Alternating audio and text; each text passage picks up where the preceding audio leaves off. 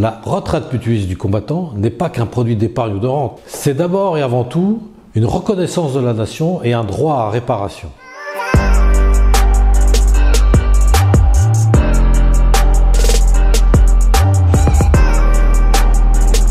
Rappelons d'abord ce qu'est une RMC, rente ou retraite mutualiste du combattant, et comment elle est née. Nous sommes en 1918, la Grande Guerre a été une véritable boucherie et les combattants réclament une plus grande reconnaissance. Après différentes étapes, la loi instituant la retraite mutualiste du combattant est promulguée exactement le 4 août 1923. C'est un contrat de rente viagère différé, ouvert aux combattants et aux victimes de guerre, au titre du droit à réparation pour service rendu à la nation. Notre mutuelle, qui existait déjà depuis plus de 30 ans, avait ouvert dès 1915 un contrat de prévoyance pour les combattants. Elle devient naturellement l'une des premières caisses à proposer la rente mutualiste du combattant, dont Gaston Doumergue devient membre bienfaiteur. 30 ans plus tard, un autre président de la République va devenir l'un des membres les plus célèbres de la mutuelle, René Coty. Première raison de sa longévité, la retraite mutualiste du combattant n'est pas qu'un produit d'épargne ou de rente. C'est d'abord et avant tout une reconnaissance de la nation et un droit à réparation. C'est pourquoi d'ailleurs les gouvernements successifs ont prolongé l'accès à la rente mutualiste du combattant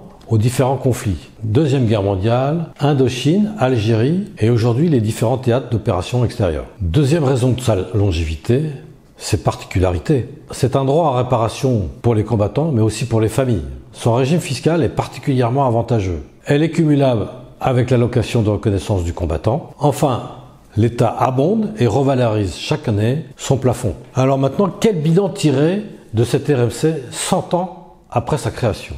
D'abord, c'est un produit sécuritaire. Il permet de bénéficier d'un complément de revenu garanti et de permettre éventuellement la transmission d'un capital à ses proches. Ensuite, c'est un produit solidaire. Il repose à la fois sur le principe de la répartition des risques entre les assurés et sur la solidarité de la nation qui apporte son soutien financier. Enfin, c'est un produit universel. Des militaires du rang aux officiers généraux, il profite à toutes les couches sociales. Donc, sécuritaire, solidaire et universel, on est typiquement dans ce qu'on appelle la condition militaire. Mais alors, pourquoi l'État ne favorise-t-il pas plus cette protection sociale qui reconnaît ainsi un engagement patriotique ?